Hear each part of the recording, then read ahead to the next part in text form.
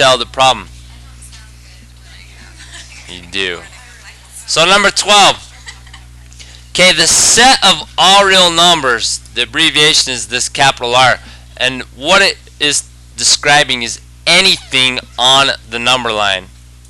So the number line tops out at infinity, negative infinity, the dead center is 0, but then there's numbers like the next one, the natural number will be 1, but in between 0 and 1 there's a fraction, 0.5. There's also these square roots. Square root of 2 is somewhere between 1 and 2. So any number that exists is considered a real number. Well, not any number that exists, but any number on the number line is a real number. So here we go. The set of all real numbers. The very first set is the naturals. And the naturals start with 1 and go up. They're the counting numbers. They go to infinity. The next set is the wholes. The wholes include all of the naturals, but they also include 0. After the wholes, we introduce the integers. And the integers include all the wholes, all the naturals, and their opposites. So they include negatives. Negative 3, negative 2, negative 1, 0, 1, 2. Now, if we move into the world of rationals, rationals include all the integers, so they include all integers, but then what is unique to the rationals is they include any decimal that can be written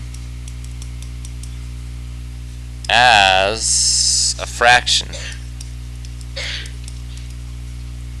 So they include any decimals that you can write as fractions. Then the very last set is the set of irrationals. And the set of irrationals do not include, so they don't include any previous sets. They're all on their own.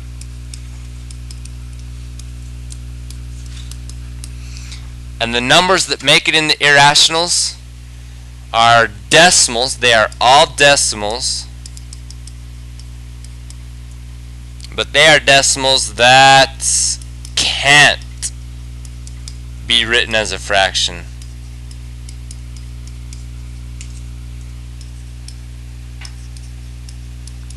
So they're decimals like pi. They go on forever. There's no pattern. Decimals like square roots.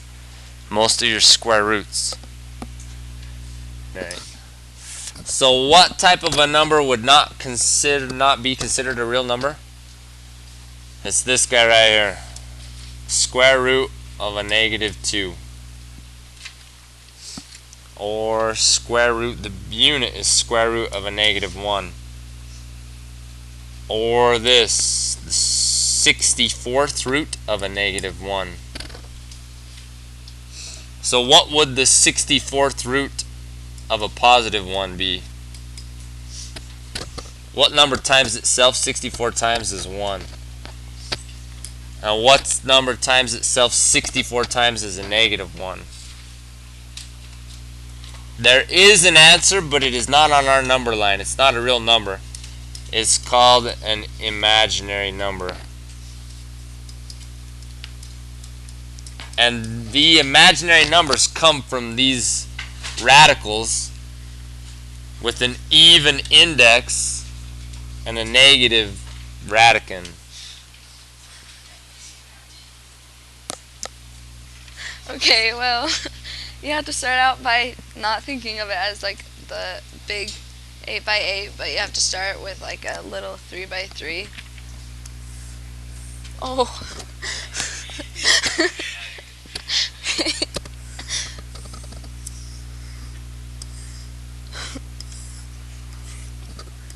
Okay. So then if you did that, in a little 3 by 3, how many 1 by 1s would you have? You have 9. And so then you go to the next biggest would be a 2 by 2. And so to find that, they can overlap, and so there'd be 1 in the top left corner, and 1 in the top right, 1 in the bottom left, and 1 in the bottom right. So that's 4. So then if you did the 3 by 3, there's only 1. So then if you went up to a 4 by 4,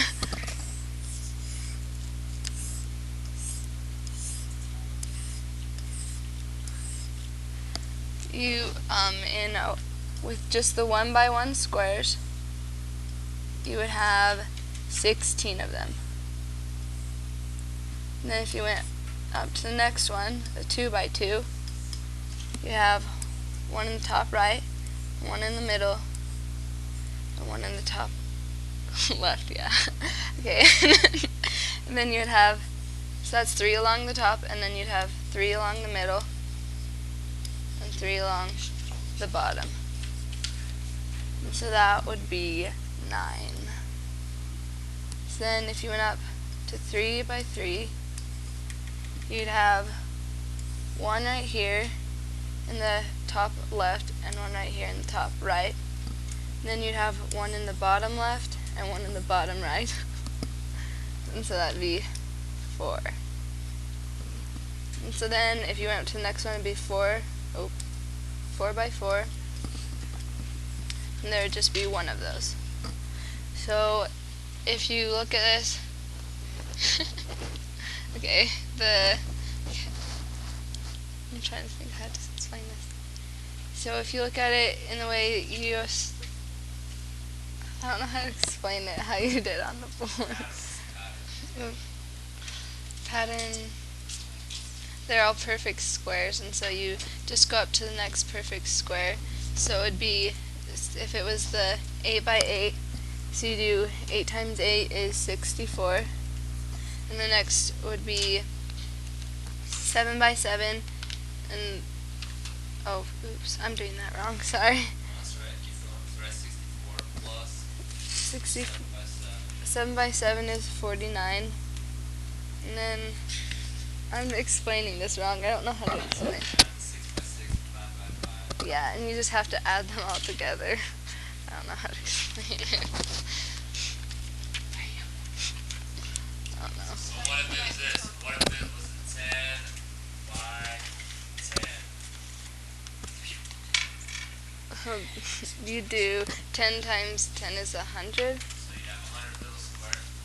And then you just go down to the next square root would be, wait, so then you'd go 9 times 9 is 81, and then 8 times 8 is 64, and then 7 times 7 is 49, and you just go down all the way to 36 and so forth, and then you add them all together. Sweet. You're on.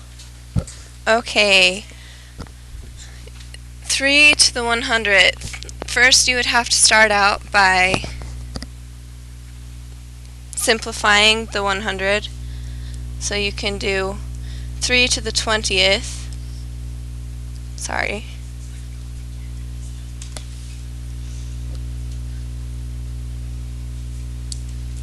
Let's do 3 to the 5th.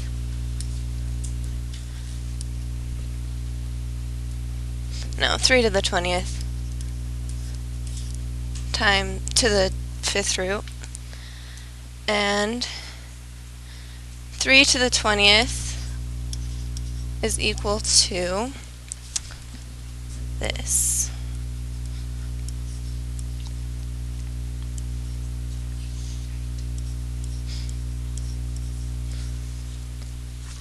Okay, if you times that together 5 times,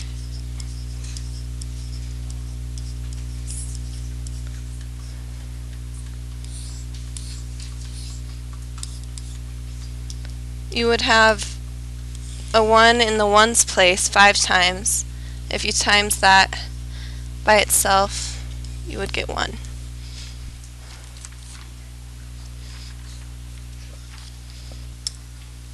Okay, so on the test, if we ask you 3 to the 71, what's going to be the ones digit on 3 to the 71? If you look at 3 to the 1 is 3. If you look at the first few of them, you find the pattern that it is going to end in a 3, a 9, a 7, or a 1, and then it repeats 3, 9, 7, 1. So the pattern is 3, 9, 7, 1. This is the Melanie's. I saw Melanie's was pretty sweet. Okay, look at this. This is going to be the first, the second, third, fourth, fifth, sixth, seventh, 8th, 9, 10, 11, 12, 13. So this is what Danny was saying. All the multiples of 4. So it's going to be 100 lands on 1. This is going to be 99. This is going to be 98. And this is going to be 97. So 1 plus 4 is 5. Plus 4 is 9. Plus 4 is 13. These are all going to be your 3's.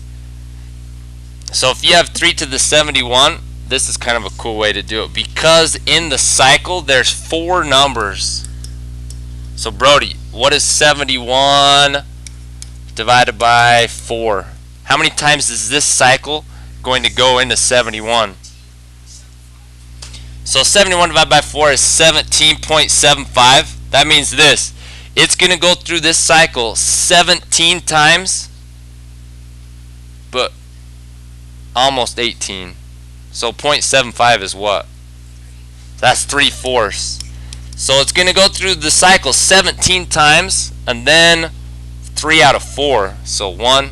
This would be 2, 3. 71 is going to end up right on 7. So this would have to be 70, and this would have to be 69, and this is 72. So what if we ask you this?